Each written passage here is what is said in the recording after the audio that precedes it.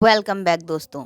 आज की वीडियो में हम अल्लामा इकबाल की लिखी एक बहुत मशहूर नज़्म सारे जहाँ से अच्छा को डिस्कस करने वाले हैं। हमारे चैनल पे ऑलरेडी एक वीडियो अपलोडेड है जिसमें हमने इस नज़्म को वर्ड टू वर्ड एक्सप्लेन किया है। सारे जहाँ से अच्छा हिंदुस्तान हमारा, जहाँ कहते हैं दुनिया को सारे जहाँ से अच्छा। अगर आपने अभी तक वो वीडियो नहीं देखी है तो इस वीडियो की डिस्क्रिप्शन में आपको उसका लिंक मिल जाएगा, आप ज़रूर उसे देखिएगा। आज की वीडियो में हम इसकी हिस्ट्री, इसके इतिहास को डिस्कस करने वाले हैं। सारे जहां से अच्छा लगभग एक सदी से भारत में लोकप्रिय है।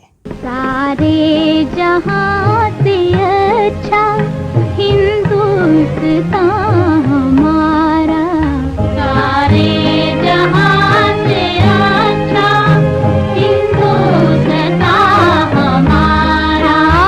डॉक्टर अल्लामा इकबाल द्वारा रचित इस गीत को औपचारिक रूप से तराना हिंद के रूप में जाना जाता है। 16 अगस्त 1904 को ये सबसे पहले साप्ताहिक पत्रिका इत्तेहाद में प्रकाशित हुई। इसके बाद इसको अगले साल यानी 1905 में इकबाल के ज़रिए सरकारी कॉलेज लाहौर में सार्वजनिक रूप से सुनाया गया। इकबाल उस समय गवर्नमेंट कॉलेज लाहौर में लेक्चरर थे और उन्हें एक छात्र लाला हरदयाल ने समारोह की अध्यक्षता के लिए बुलाया था। इकबाल ने वहां भाषण देने की जगह सारे जहां से अच्छा गाकर सुनाया। इस गीत ने हिंदुस्तानियों में पहले से ही आज़ादी के लिए उठ रही ज्वाला में ईंधन का काम किया। जल्दी ही ये सारे देश में ब्रिटिश विरोध का एक गान बन गया। इसके बाद 1924 में ये नज़्म बांगे दरा में प्रकाशित हुई। कहा जाता है कि महात्मा गांधी ने पुणे की यरवदा जेल में कैद होने पर 100 से भी अधिक बार इसे गाया था।